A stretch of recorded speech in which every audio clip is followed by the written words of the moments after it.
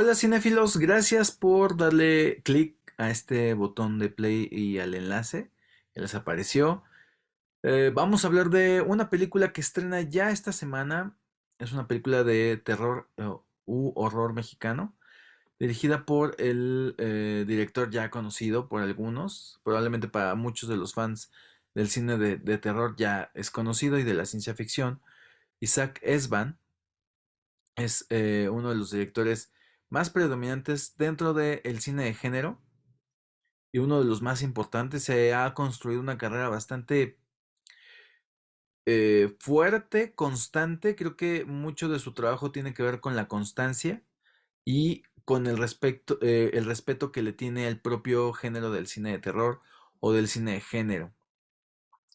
Y bueno, pues me gustaría citar a 5 representantes de este cine de terror mexicano. Entre ellos, pues se encuentra Isa López con su gran película de Vuelven, que creo que fue una de las mejores películas de cine mexicano que he visto, de realismo mágico que he visto en los últimos años. Rigoberto Castañeda, que no es muy constante en cuanto a tener buenos argumentos de cine de terror, pero con Kilómetro 31 a mí me logró cautivar y creo que sí merece ser nombrado como uno de los maestros del cine de terror en México. También Guillermo el Toro, ¿por qué no? Es uno de los mayores exponentes. Quizá ni siquiera sería necesario nombrarlo porque va de cajón, con Cronos, con El Espinazo del Diablo, que no es como tal una película mexicana, pero el director es mexicano, entonces pues lo menciono. Jorge Michel Grau con Somos lo que hay también logró un gran lugar dentro del cine de género. Y aunque se ha dedicado un poco más al suspenso, Michel Grau creo que lo que hizo con Somos lo que hay logró un muy buen relato de horror, muy discreto, muy minimalista, muy urbano, muy bueno también. Si la buscan y la encuentran, de verdad no duden en comprarla o verla porque es una de las joyas de cine de horror mexicano más efectivas que puedan ver. Isaac Esban, este, ahora director y maestro de cine de horror mexicano, son como que los más recientes y constantes en un género que en México regularmente es muy mal hecho, el cine de horror mexicano actual. Hay películas que ni siquiera vale la pena nombrar porque no quiero ofender a ningún director mexicano de cine de horror. Pero sí hay películas que yo digo, híjole, ni cómo salvarlas y no quiero defenestrar el trabajo de mucha gente nombrándolas.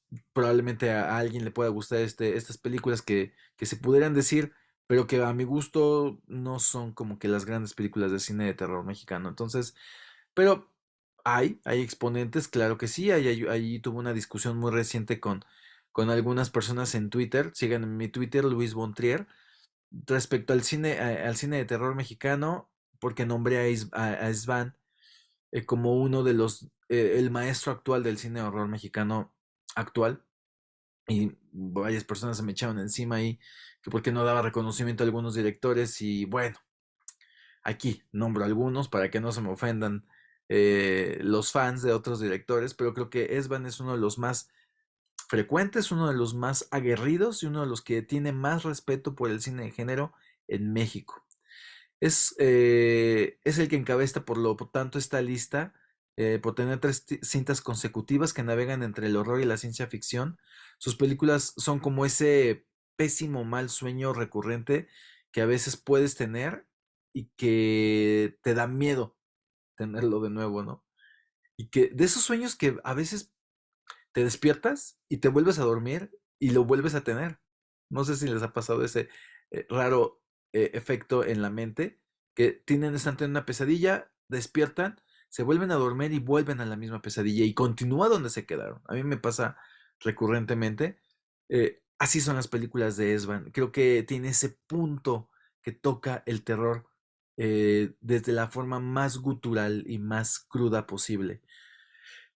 Con películas como El Incidente en el 2014, Los Parecidos en el 2015 y ahora con Mal de Ojo, Isaac Esban se coloca como uno de los maestros principales del cine, del cine mexicano de horror más actual.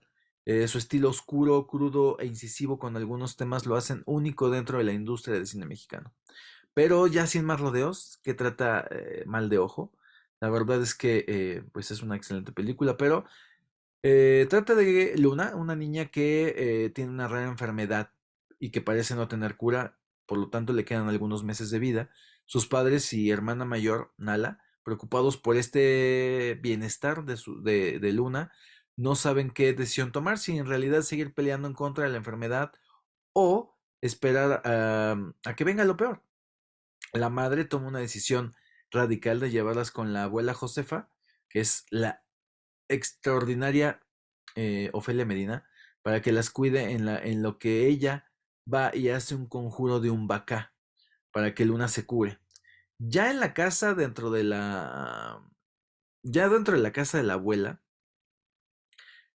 conocen a Abigail, la ayudante casera, que comienza a platicarles de las leyendas de las brujas y cómo éstas se quitan la piel para poder volar a lugares donde hay niños y chuparles la sangre y eso, por consecuencia, les da como resultado una juventud.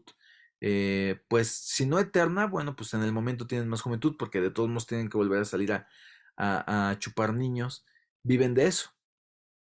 Y bueno, de eso trata prácticamente. No quiero revelar demasiado. La verdad es que esta reseña por lo menos va a ser sin spoilers. Así que va a haber otra con spoilers para que la podamos comentar más libremente. Creo que merece totalmente. Va a ser una de las películas que vamos a comentar eh, por varios años.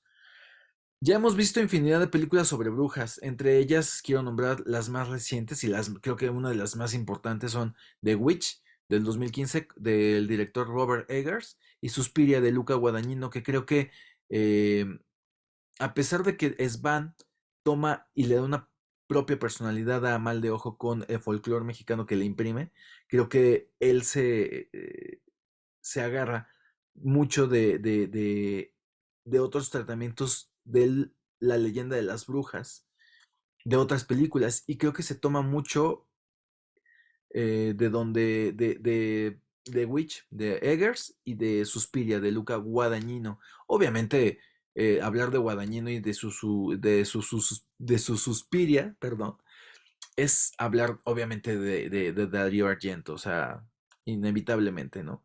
Pero eso sería otro tema.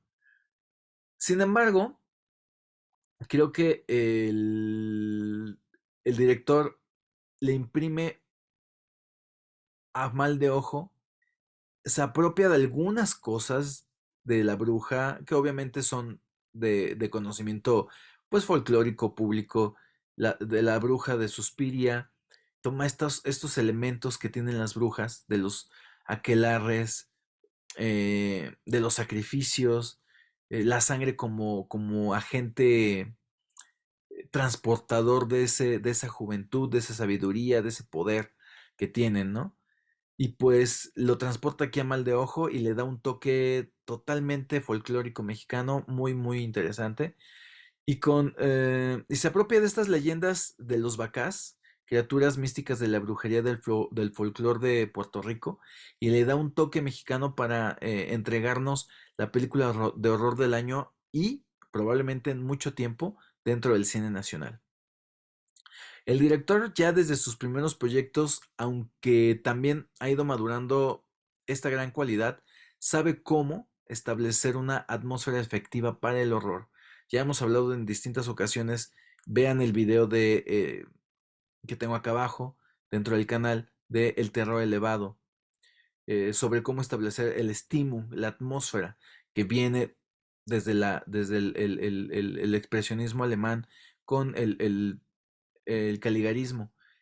Y bueno, aquí el director sabe perfectamente cómo establecer esa atmósfera efectiva para el horror y el terror.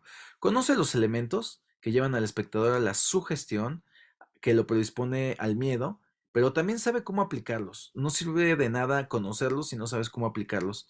Sabe aplicarlos efectivamente sin que estos se encuentren a simple vista para ser detectados y obviamente esperarte lo que viene, porque no lo esperas. Yo por lo menos en la película de Mal de Ojo no me esperaba varias cosas cuando yo ya estaba dentro de una vorágine de terror, con imágenes que de verdad me quedé de o sea, neta estamos viendo esto en el cine mexicano, neta estamos viendo esto en el cine de género mexicano. Me quedé, tenía una compañera al lado, de una colega periodista, que yo volteaba y le decía, neta estamos viendo esto en el cine mexicano, esta imagen, porque no es usual, no es usual que un director mexicano se atreva a tanto, ¿saben?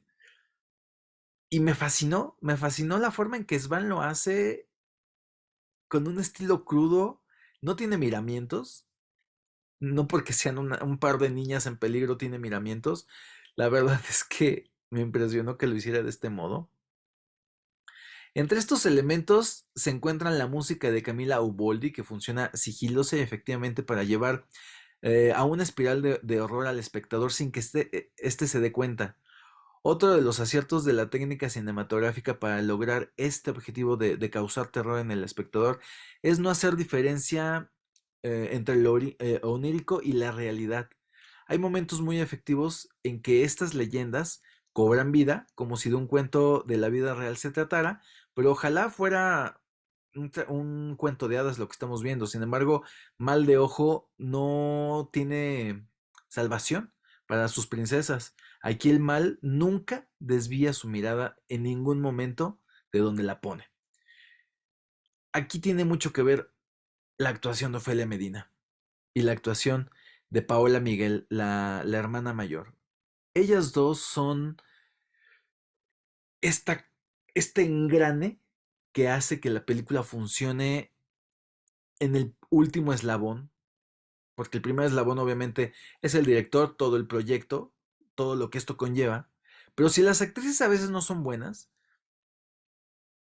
las que cargan el paquete de la película, si no son buenas, la película se va cayendo poco a poco, no llega al objetivo que tiene que llegar.